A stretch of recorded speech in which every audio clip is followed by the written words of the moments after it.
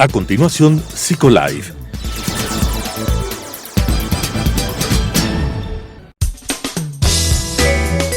Clasificación A. Apto para todo público.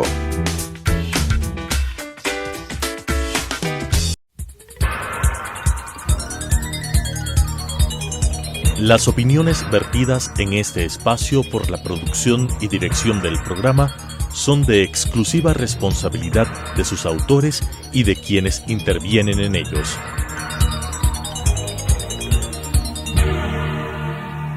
Telesucesos Canal 29 UHF presenta Psicolife, un programa creado para hablar de psicología desde una vertiente científica pero amena con la conducción de la doctora Elizabeth Montenegro. Psicolife.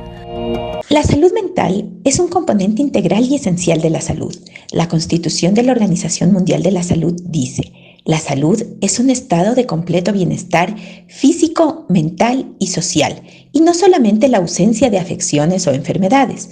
Una importante consecuencia de esta definición es que considera la salud mental como algo más que la ausencia de trastornos o discapacidad mentales. La salud mental y el bienestar son fundamentales para nuestra capacidad colectiva e individual de pensar, manifestar sentimientos, interactuar con los demás, ganar el sustento y disfrutar de la vida.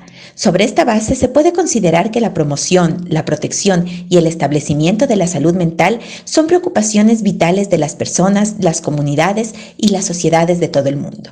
En esta serie de programas de Psicolife abordaremos cómo mantener y mejorar esa salud mental desde diferentes aspectos, desde el deporte, desde la alimentación, desde el cuidado y la higiene en el sueño, y también desde el identificar cómo nuestros estados y nuestras emociones pueden afectarnos también y se traducen en manifestaciones físicas y luego nos afectan nuevamente emocional y mentalmente.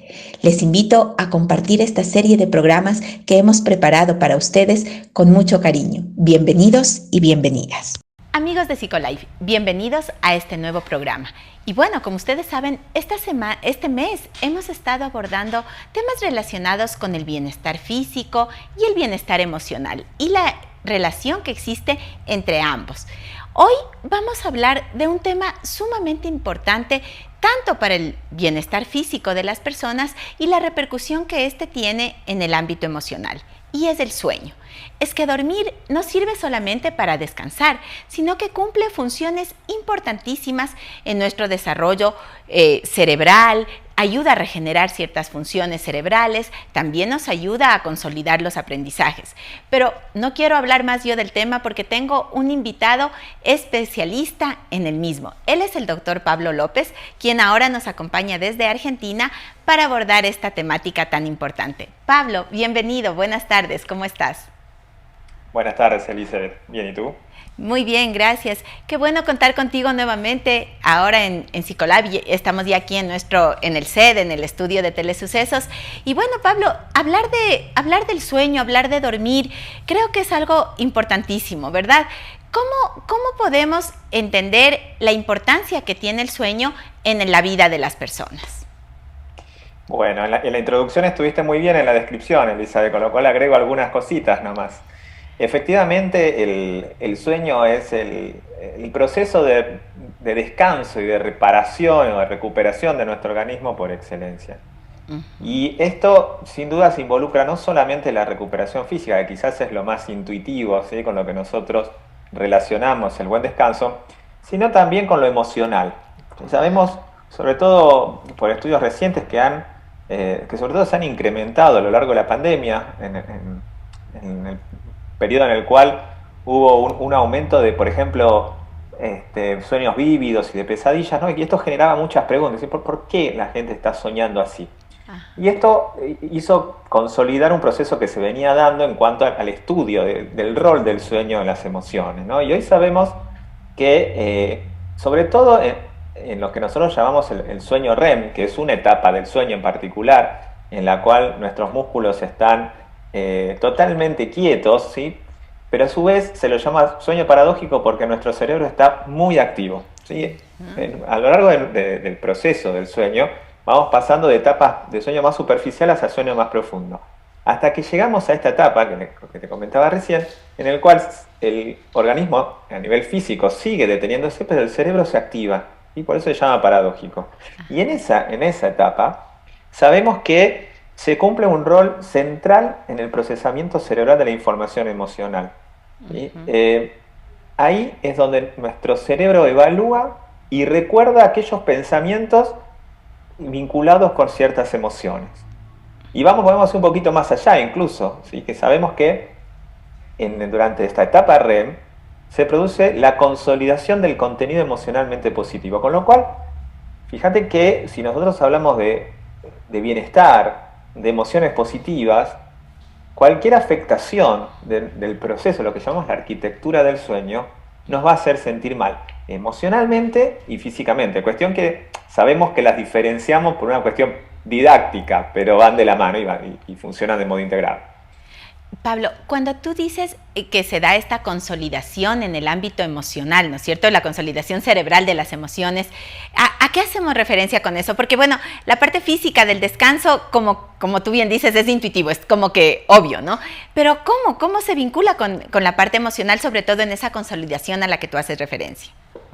Bueno, lo primero y principal que tenemos que tener en claro es que cuando hablamos del sueño estamos recortando una parte de nuestra vida, ¿no? Pero en realidad tenemos que pensarlo en términos de un proceso que dura 24 horas y que incluye a la vigilia. Y no son dos mundos distintos, independientes. El mundo de la vigilia va a afectar el modo en que nosotros dormimos y el modo en que nosotros dormimos va a afectar nuestra rutina diaria. Entonces primero tenemos que tener en claro eso. Sabiendo esta cuestión, digamos, si nosotros, cuando nosotros estamos en el día a día, obviamente nos van pasando cosas, ¿sí? Cosas buenas, cosas malas, cosas que nos generan ansiedad, que nos generan miedo, cosas que por ahí nos bajonean, cosas que nos ponen muy contentos, y toda esa información sigue vigente mientras nuestro cerebro está durmiendo. Porque nuestro cerebro no se apaga cuando está durmiendo, sino que entra, para que tengamos una idea sencilla, en modo de reposo, como si fuera un dispositivo que entra en modo de reposo. Y ahí empieza a revisar todas las cosas que nos fueron pasando y trata de integrar aquellas cuestiones emocionales con los recuerdos vinculados con esas emociones, y se va generando una consolidación de toda esa información que fuimos adquiriendo durante el día, ¿sí? Que se procesa y nos predispone al día siguiente. Y esto dicho de manera muy muy sencilla. Pero cuando nosotros, por ejemplo, hay cada vez más trabajo que lo que nos están indicando es que el tono de lo que nosotros soñamos, es decir, positivo o negativo, va muy de la mano con cómo fue nuestra vigilia en los últimos días. ¿Sí? Entonces, si nosotros estuvimos sistemáticamente, de manera sostenida, ansiosos por algo, con temores, con preocupaciones, es muy probable que el contenido de nuestro sueño tenga alguna relación con eso. Pero no porque ni cumpla un rol de anticipación, ni signifique algo que no conocemos, sino porque es un momento en el cual nuestro cerebro está tratando de integrar lo que pasa, ¿sí? Tratando de resolver lo que piensa, o hasta incluso muchas veces resolver lo que nos pasa, ¿no? Porque ahí entramos de vuelta en lo cognitivo, es decir, trata de consolidar los aprendizajes, la información novedosa, en pos de encontrar soluciones a cosas que nos quedaron pendientes. Ahora, eso significa entonces, Pablo, que no siempre cuando descansamos, por ejemplo, cuando tú decías si hemos estado atravesando situaciones de mucha tensión, de mucha ansiedad, de mucho estrés, parecería que a veces dormimos, pero no descansamos necesariamente. Se puede dar ese tipo de situaciones también, que aunque tengamos un lapso de tiempo de cierta cantidad de horas, nos despertemos todavía cansados, todavía agobiados. ¿Significa que el cerebro no logró hacer esa reposición, esa recuperación a la que hacías referencia? Sí, exactamente, porque muchas veces nosotros nos centramos solamente en la cantidad de horas que dormimos, y ese es un aspecto a tener en cuenta. La otra cuestión es la calidad. Nosotros podemos dormir las horas recomendadas, ¿sí? Alrededor de 7-8 horas en los adultos, pero sin embargo despertarnos cansados. Y eso puede tener que ver con muchas cuestiones, ¿sí? A veces, digamos, cuando nosotros estamos estresados por algo, es raro que nuestras rutinas no se modifiquen, ¿eh? Entonces, cuando estamos estresados, ¿qué nos suele pasar? Comemos distinto, en general nos volvemos más sedentarios y tendemos a acostarnos más tarde. para no caer en el horario estándar, tendemos a cambiar nuestros hábitos del sueño, nuestro horario para dormir. Cuando eso pasa, también cambia, cómo nosotros dormimos. Estamos más predispuestos a despertares, estamos más predispuestos a sueños vívidos que pueden llegar a interrumpir nuestro sueño. Podemos dormir de manera más superficial, y todo eso, por supuesto, afecta a todos estos procesos que se van dando de consolidación y de recuperación que mencionaba. Es decir, la recuperación termina siendo parcial, y eso sin duda afecta a nuestra rutina al día siguiente. Y se termina formando un círculo vicioso en el cual dormimos mal, durante el día estamos mal, ¿sí? Porque sabemos que cuando dormimos mal estamos más predispuestos a estar ansiosos, a estar más negativos o más pesimistas y a estar más irritables. Entonces, durante el día estamos así, eso nos predispone al estrés y eso nos predispone a dormir mal. Entonces se va haciendo un círculo vicioso que, como decía antes, ¿no?, integra tanto a la vigilia, el momento en el que estamos despiertos, como el momento en el que estamos durmiendo. Cuando tú mencionas, y es muy interesante lo que acabas de mencionar, porque usualmente uno piensa que dormir bien significa completar esas horas de sueño que tú mencionabas, pero tú nos hablas de la calidad de sueño. Y es difícil pensar ahora, ¿no es cierto?, en este mundo que vamos corriendo de un lado a otro, en la vida de los adultos que a veces es tan complicada, el hecho de hablar de tranquilidad todo el tiempo. Entonces tú nos dices que la calidad del sueño entra en juego en ese sentido. ¿Cómo podemos hacer, los adultos especialmente, para tener una buena calidad de sueño? Que no tiene, tú ya nos aclaraste bien, que no tiene solamente relación con el hecho de dormir un número de horas determinadas, sino el preocuparnos por esa calidad que es importante. Bien, en general, cuando hablamos de mejorar la calidad del sueño, estamos hablando de ciertas acciones que de alguna manera van cuidando a ese proceso de recuperación, ¿sí?, que nos van predisponiendo mejor a eso. Cuando nosotros estamos estresados, muchas veces caemos en la desesperación de que tenemos que dormirnos rápido, por ejemplo. Entonces, hacemos todo lo posible para llegar a casa o terminar nuestra rutina laboral, comer rápido y dormirnos. Y eso muchas veces nos complica la situación. ¿Por qué? Porque nos vamos a la cama con un nivel de activación muy alto, ¿sí? Y no hay peor combinación que estar en la cama activado, ¿sí?, porque nos empieza a agarrar la desesperación por dormirnos, la incomodidad, la sensación de que no vamos a poder dormir bien. Entonces, cuando hablo de cuidar el proceso del sueño, me refiero a, por ahí, tener un lapso de tiempo en el cual nosotros, digamos, necesito hacer como una amortiguación del ritmo que vengo teniendo durante el día, ¿sí? No puedo pasar de altas revoluciones a cero porque no me va a ayudar a dormir. Entonces, cuido ese momento previo al sueño, tratando de hacer actividades que vayan bajando mi nivel de activación.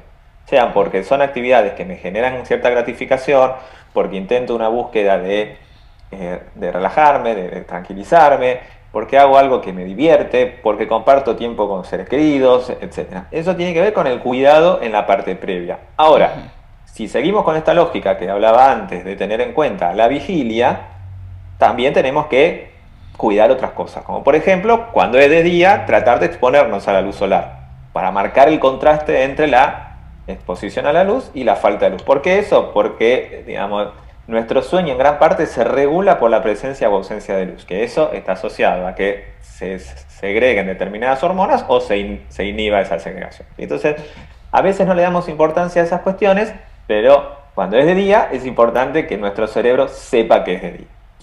Y luego, por supuesto, tener horas estables, que esa es otra de las variables importantes. Dijimos cantidad de horas, calidad del sueño y estabilidad en esas horas, y tratar de tener un tiempo estable o un momento estable en el que nos acostamos y que nos levantamos.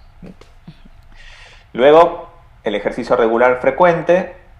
También es importante que lo tengamos en vista, sobre todo en horarios alejados de la hora de dormir.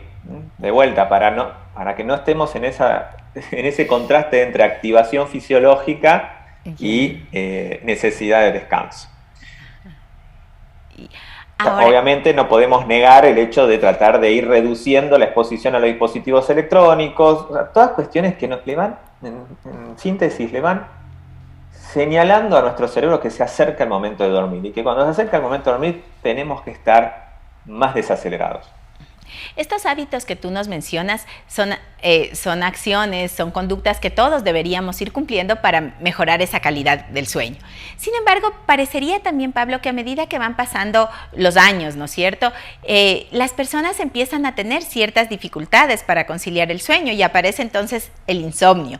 ¿Qué tipos de insomnio encontramos y qué tan perjudicial es el insomnio en la vida de las personas?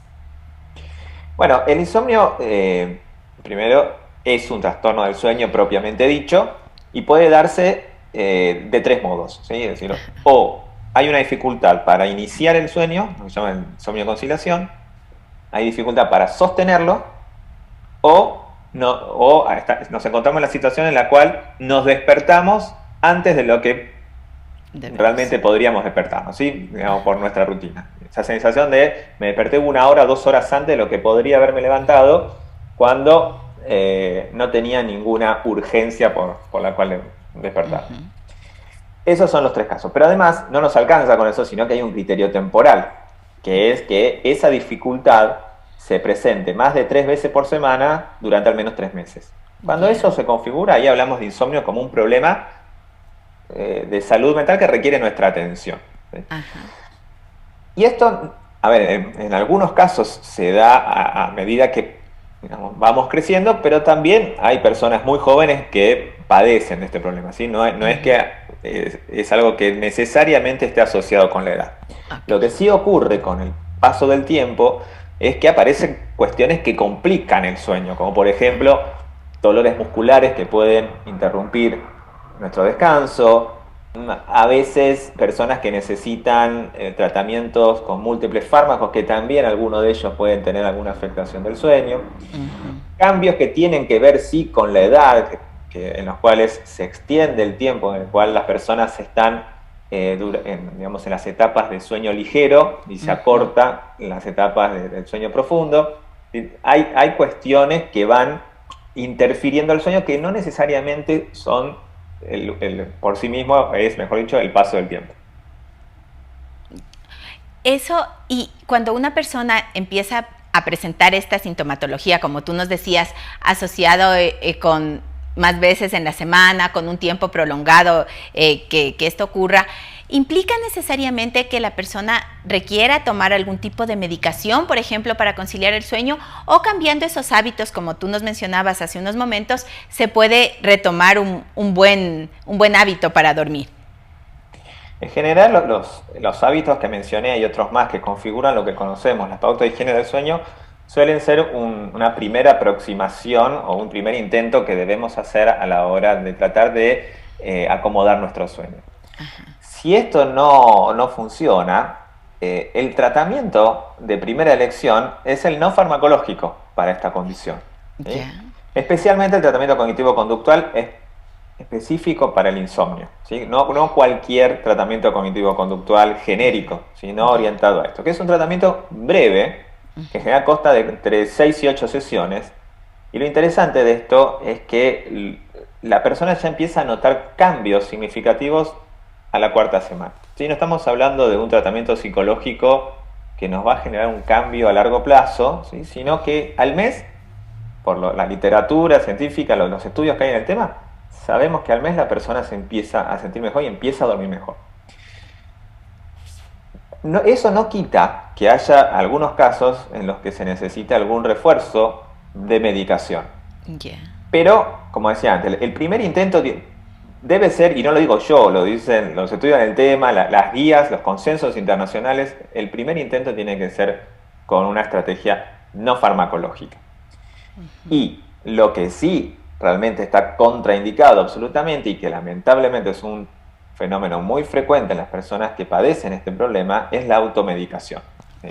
Porque ahí sí, la automedicación no tiene ningún control por parte de un experto. En general las personas empiezan a tomarlo porque un amigo se lo recomendó, porque a alguien le funcionó, porque lo escucharon en algún lado, y en general suele ser una intervención absolutamente desordenada. Entonces ahí nos compramos un segundo problema. Al problema para dormir le agregamos el problema de una medicación que no va a ser eficaz porque es desordenada y a su vez nos expone a efectos secundarios de las medicaciones innecesariamente. Entonces eso es lo que tenemos que tratar de evitar, aunque sea la gran tentación para las personas que sufren de este problema. Y que es algo importante porque usualmente la gente tiende a automedicarse y cuando le recomienda a alguien y dice le fue muy bien, entonces probemos conmigo. Hablábamos de esta parte del insomnio que tiene que ver con la carencia del sueño. Pero ¿qué pasa si nos vamos al otro extremo, Pablo? Al extremo de aquellas personas que también se puede observar que en cambio duermen muchísimo, que para ellos dormir es lo primordial y que exageran, ¿no es cierto? O las horas de sueño establecidas se ven incrementadas. ¿Eso también tiene alguna repercusión negativa tanto en la salud física como mental de las personas? Sí, cada vez son más los estudios, Elizabeth, que lo que nos indican es que es perjudicial para nuestra salud tanto dormir crónicamente poco como dormir crónicamente mucho, ¿sí? Y serían bastante similares los efectos negativos para nuestro organismo. Como todo en nuestra vida requiere de ciertos equilibrios, ¿sí? Sabemos de todas maneras que más allá de esta recomendación de dormir entre 7 y 8 horas en los adultos, pueden haber variaciones individuales. Cada persona es un mundo. Sabemos que hay personas que duermen menos y tienen un sueño reparador o lo perciben como suficiente, y personas que necesitan dormir un poquito más, pero no mucho más, ¿sí?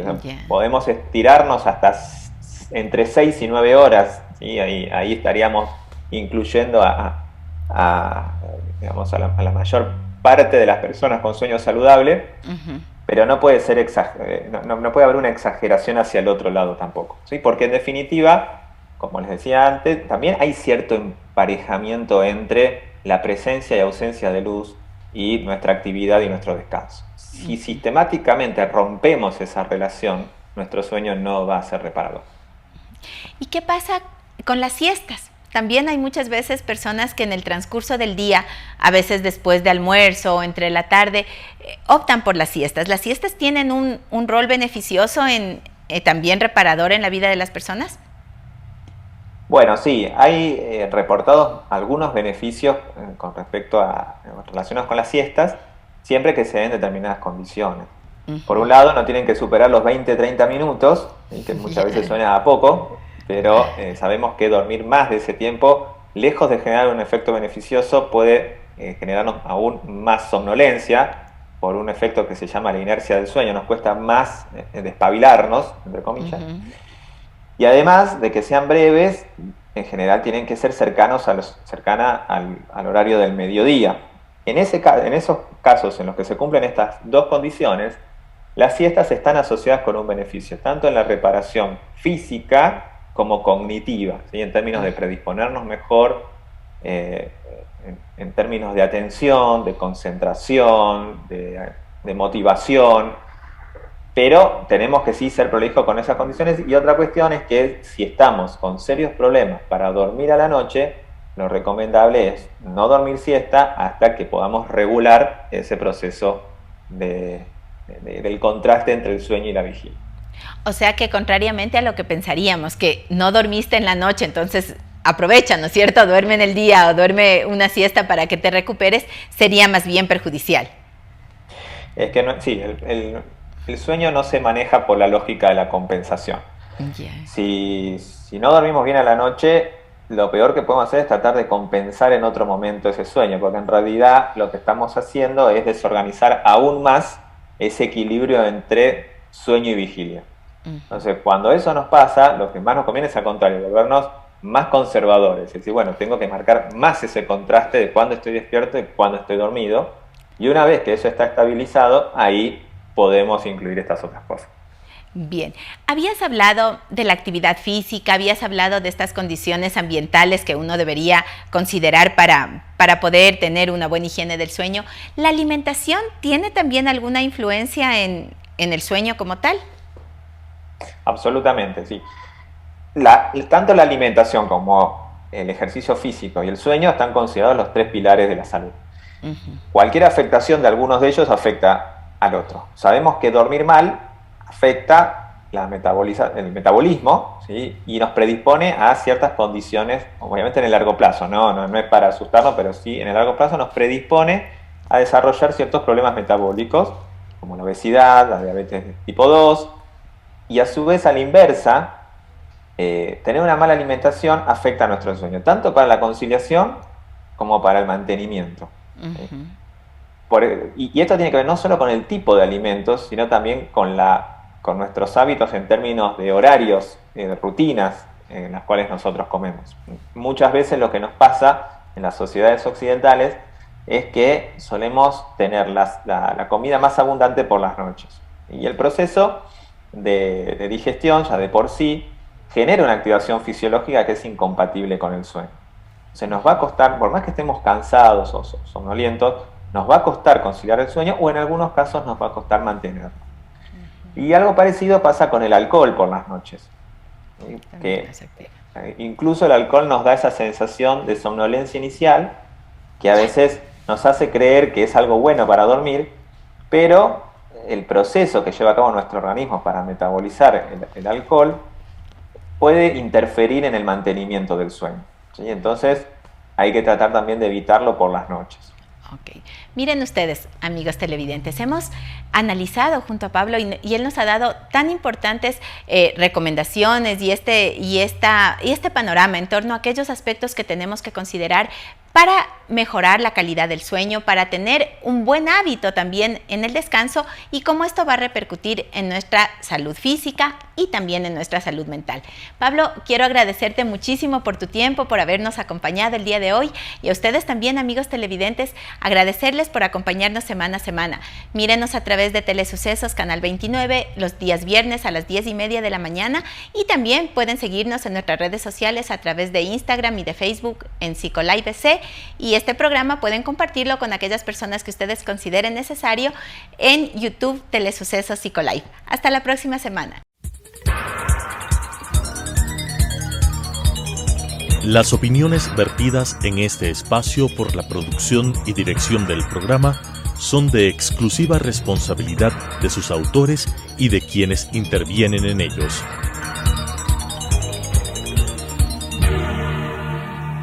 Telesucesos Canal 29 UHF presentó Psicolife, un programa creado para hablar de psicología desde una vertiente científica pero amena, con la conducción de la doctora Elizabeth Montenegro. Psicolife